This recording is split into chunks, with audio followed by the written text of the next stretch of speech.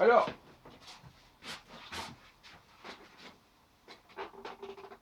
l'autre jour, je disais à propos de la pandémie du coronavirus qu'elle avait mis en évidence le fait que par rapport à un phénomène universel, si on peut dire général, eh bien les variations avaient tenu à la spécificité des leaders, des gouvernants, qui avaient géré la question diversement. Qu'on pense à Boris Johnson, qu'on pense à Donald Trump, qu'on passe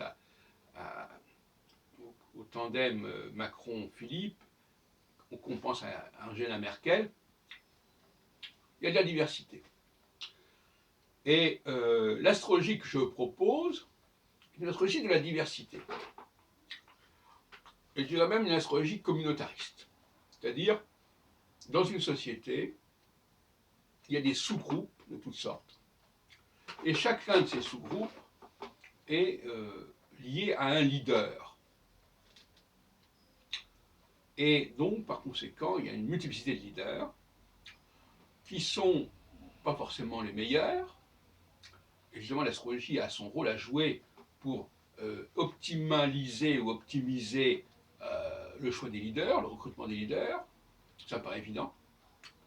Et ça sera de plus en plus évident. Et le communautarisme est une solution. D'ailleurs, j'écoutais tout à l'heure une émission, Macron était assez favorable au départ à cette idée d'un multiculturalisme, et je pense qu'il va falloir y revenir, mais l'assumer pleinement. C'est ça la différence. Assumer pleinement le communautarisme, c'est-à-dire exiger que chaque communauté reste dans son en-soi, reste dans son discours interne, qu'elle le développe en interne, et pas sur l'espace public. Enfin, dans son espace public propre, oui, mais pas sur l'espace public laïque, si on peut dire, puisqu'il y a quand même une laïcité qui doit exister, qui existe lorsque l'on sort de son espace particulier.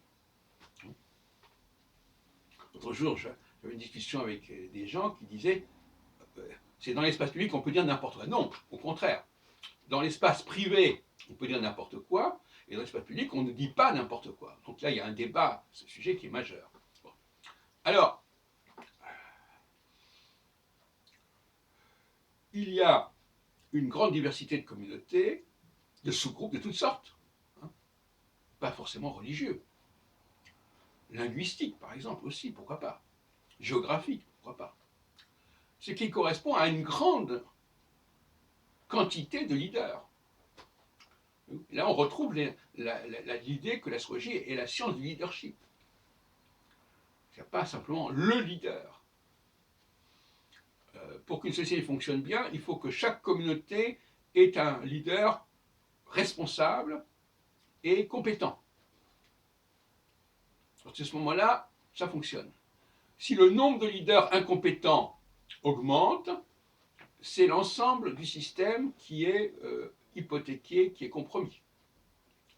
Voilà. Donc finalement, l'astrologie que j'ai élaborée de manière presque étonnante, puisque ça ne correspondait pas à mes recherches précédentes, pas totalement en tout cas, va dans ce sens-là, gérer la diversité en gérant prioritairement la question des leaders. Je renvoie à tout ce que j'écris sur l'astrologie, à tout ce que j'ai produit sur ce sujet.